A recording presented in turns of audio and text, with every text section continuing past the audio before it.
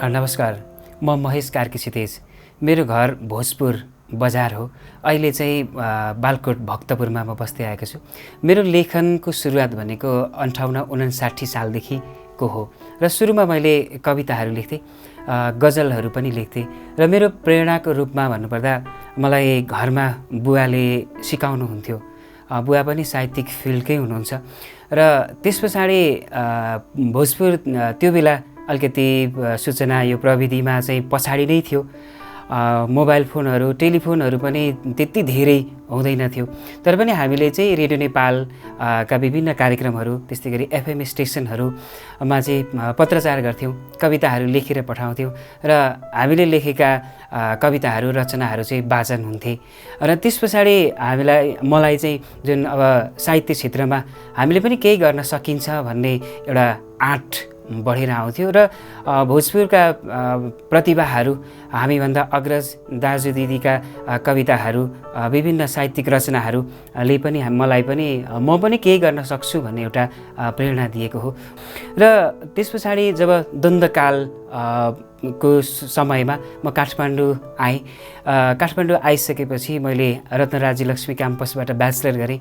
त्यस पछाडि त्रिभुवन विश्वविद्यालयबाट चाहिँ नेपाली विषयमै मास्टर्स गरेँ र ब्याचलर गर्दा पनि मैले नेपाली कवितालाई छोडिनँ। मेरो मेजर विषय नेपाली साहित्य नै हो, मेजर नेपाली नै हो र ब्याचलरको थर्ड इयरमा मैले साहित्यिक रचना जुन हामीले चाहिँ सृजनात्मक पत्र बुझाउनु पर्थ्यो, त्यसमा पनि मैले कविता सङ्ग्रह नै च्यातिएर वर्तमान भन्ने एउटा कविता सङ्ग्रह बुझाएको थिएँ र त्यसैलाई एमए पढ्दाखेरि पनि मेरो थेसिसका रूपमा मैले सृजना पत्र नै बुझाएँ र जसमा चाहिँ कविता सङ्ग्रह नै मैले बुझाएँ।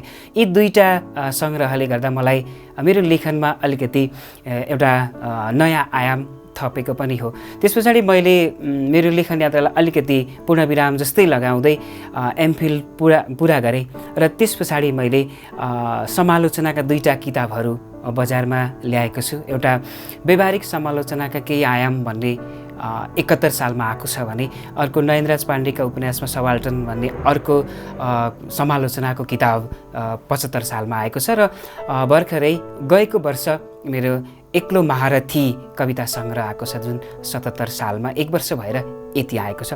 र मैले मेरो लेखनमा मेरो विशेष क्षेत्र भनेको कविता, त्यस्तै गरी आख्यान अनि समालोचना हो र मलाई लाग्छ हामीले आफ्नो समाज, संस्कृति, संस्कारलाई टिप्न सक्यो भने हामीले बाँचेको युगलाई पनि हामी सँगै लान सक्छौँ। म आज चाहिँ यहाँ केही कविताहरू वाचन गर्न गइरहेको छु। पहिलो कविता म गाउँमा छन् गीतहरू शीर्षकको कविता सुनाउन गइरहेको छु। गाउँमा छन् गीतहरू। सुक्ति बनाएर संस्कृतिलाई गाउँभरि गीत रोपेर गीतभरि गाउँ गाइरहेका छन् गाउँका मान्छेहरू। सुक्ति बनाएर संस्कृतिलाई गाउँभरि गीत रोपेर गीतभरि गाउँ गाइरहेका छन् गाउँका मान्छेहरू। श्रुति परम्पराको धारमा हस्तान्तरित भइरहने गाउँमै त छ पुस्ता पुस्ता जीवित रहने गीतै गीतको प्रज्ञा। विश्वासै विश्वासको दन्त्यकथा भन्ने हजुरआमाको घर, दुहुनो गाई जस्तै सङ्गीत खसाइरहने छाँगाको विरासत। नानीहरू गाउँदैछन् तोते बोलीमा शिशुगीत। नानीहरू गाउँदैछन् तोते बोलीमा शिशुगीत। आइया बाबा घैया पाक्यो चिउरी कुटाइदेऊ न, नेपालबाट बेहुलो आयो बेहुली लुकाइदेऊ न। सिमल बोटे खेतको खलेगरामा दाइँ गर्दै गरेका दैरेहरू गोरु घुमाउँदै गाउँदैछन् दाइँ गीत।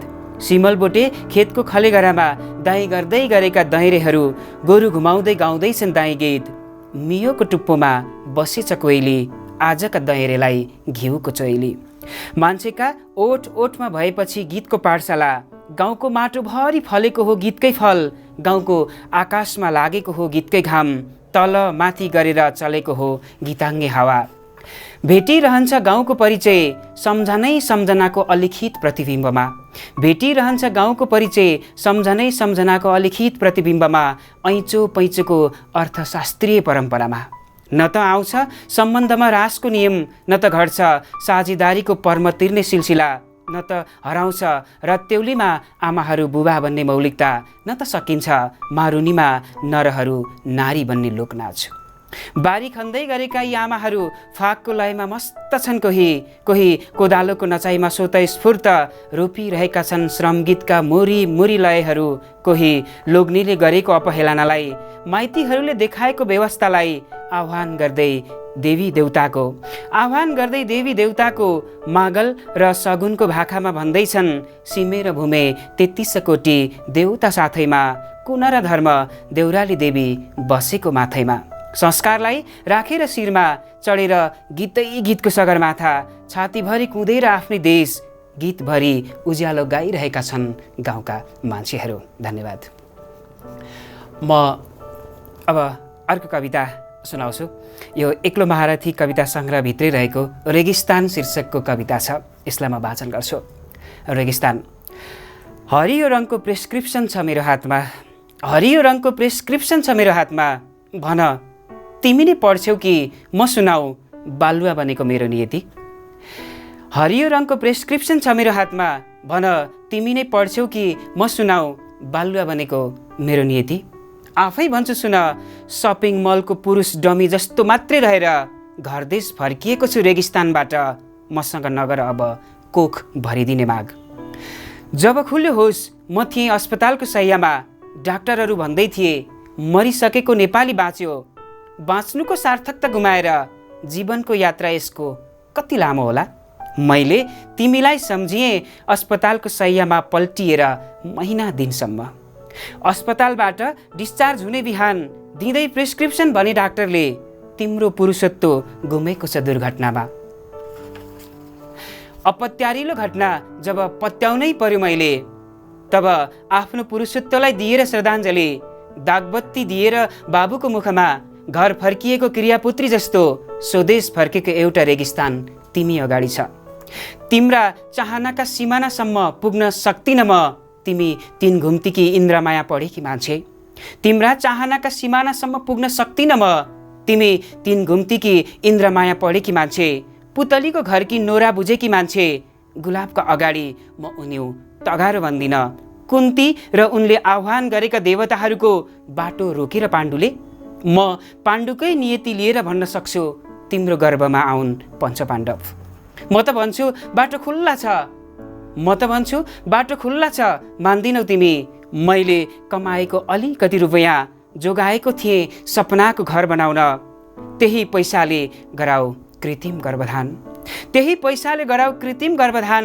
अनि बोध गर मातृत्वको, तिमी आमा बनेर एउटा कोठामा स्तनपान गराइरहन्छौ आफ्नो सन्तानलाई, तिमी आमा बनेर एउटा कोठामा स्तनपान गराइरहन्छौ आफ्नो सन्तानलाई। त्यति बेला अर्को कोठामा बसेर म लेखिरहन्छु कविताका छोराछोरीहरू। धन्यवाद। म अब अर्को एउटा कविता सुनाउँछु। नियति शीर्षकको कविता। नियति। चिलको पन्जामा छ चल्ला, चिलको पन्जामा छ चल्ला, माउ कुखुरी दगुरिरहेको छ जमिनमा, पछ्याउँदै चिलको छायालाई। फिजाएर पखेटामा आशाको पुलिन्दा भन्दैछ, फुत्कियोस् फुत्त र खसोस् प्राणसहित मेरै पोल्टोमा। फिजाएर पखेटामा आशाको पुलिन्दा भन्दैछ, फुत्कियोस् फुत्त र खसोस् प्राणसहित मेरै पोल्टोमा। बाबु चल्लो खसेन भने, बाबु चल्लो खसेन भने मेरी आमा प्रश्न गर्नुहुन्छ मलाई। म सम्पूर्ण इच्छा शक्तिले चिलको पन्जाबाट छुट्ने बल गर्छु, मानौ म चल्लो हुँ। म सम्पूर्ण इच्छा शक्तिले चिलको पन्जाबाट छुट्ने बल गर्छु, मानौ म चल्लो हुँ। छु यति बेला चिलको पन्जामा। आमाले पाउनुहुन्न उत्तर मबाट, आमाले पाउनुहुन्न उत्तर मबाट। आमा भन्नुहुन्छ फेरि, माउ मर्नै छ बिलौनामा, माउ मर्नै छ बिलौनामा। त्यति बेला उता चिलका बचेराहरू अगाउनेछन्। आमा भन्नुहुन्छ फेरि, माउ मर्नै छ बिलौनामा। त्यति बेला उता चिलका बचेराहरू अगाउनेछन्। चिल डाँडो काटेर अदृश्य भयो। यति बेला मेरी आमा माउ कुखुरी खोज्दै रोइरहनु भएको छ। धन्यवाद। म अब अलिकति आयामका हिसाबले अलिकति छोटो कविता सुनाउँछु। घाटको दर्शक शीर्षकको कविता। घाटको दर्शक। यति बेला म घाटको ठिक अगाडि छु, यति बेला म घाटको ठिक अगाडि छु। लाग्दैछ आधा मुटुले हेरिरहेको छु जीवन, लाग्दैछ आधा मुटुले हेरिरहेको छु जीवन, आधा मुटुले समातिरहेको छु मृत्यु। आँखाहरू पुगे 81, आँखाहरू पुगे 81, माथि आकाशतिर ढुङ्गा मिल्काउँदै गरेको बालकमा। आँखाहरू पुगे 81, माथि आकाशतिर ढुङ्गा मिल्काउँदै गरेको बालकमा। ढुङ्गा खसेपछि धरतीमा, ढुङ्गा खसेपछि धरतीमा एउटा लय मिल्यो विश्रान्ति थलोको, एउटा लय मिल्यो विश्रान्ति थलोको। ढुङ्गा र धरती, जीवन र मृत्यु, ढुङ्गा र धरती, जीवन र मृत्यु। मेरा अगाडि पाकिरहेछन् थुप्रै लास, मेरा अगाडि पाकिरहेका छन् थुप्रै लास। धुवाँ मेरो आँखाकै बाटो जाँदैछ, धुवाँ मेरो आँखाकै बाटो जाँदैछ। लाग्छ निम्तो दिँदैछ मलाई पनि मृत्युको, लाग्छ निम्तो दिँदैछ मलाई पनि मृत्युको। लम्बी रहन्छ बहाना बाँचुन्जेल घाट पुग्न मलामी हुलियामा, लम्बी रहन्छ बहाना बाँचुन्जेल घाट पुग्न मलामी हुलियामा। दोहोरी रहन्छ परिस्थिति आगोमा जन्मिएको जीवनलाई आगोमै सकिएको हेर्न।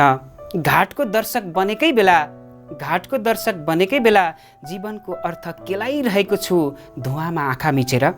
घाटको दर्शक बनेकै बेला जीवनको अर्थ केलाइरहेको छु धुवाँमा आँखा मिचेर। मैले आँखा नमिचेको दिन यो घाटबाट उड्ने धुवाँमा म उडेको हुन्छु, दर्शक अरू नै थपिनेछन्। धन्यवाद। म अर्को एउटा छोटो कविता नै सुनाउँछु। काठमाडौँ शीर्षकको। काठमाडौँ। अरूले नै पारेका अन्डा छोपेर, अरूले नै पारेका अन्डा छोपेर कोरलेका चल्लाहरूको जिजिविसामा रुमानी प्वाख हालिदिन्छ काठमाडौँ। अरूले नै पारेका अन्डा छोपेर कोरलेका चल्लाहरूको जिजिविसामा रुमानी प्वाख हालिदिन्छ काठमाडौँ। चल्लाहरू हुर्किन्छन् छातीमा सिमेन्ट लिपेर, चल्लाहरू हुर्किन्छन् छातीमा सिमेन्ट लिपेर बाँच्छन् क्रूर संवेदनाहीन जीवन। चल्लाहरू हुर्किन्छन् छातीमा सिमेन्ट लिपेर बाँच्छन् क्रूर संवेदनाहीन जीवन। खन्याएर मातृत्व कृष्णलाई, खन्याएर मातृत्व कृष्णलाई एक नङ्सा नचिनेकी यशोदाको भ्रम कहिलेसम्म पाल्छ यो काठमाडौँले।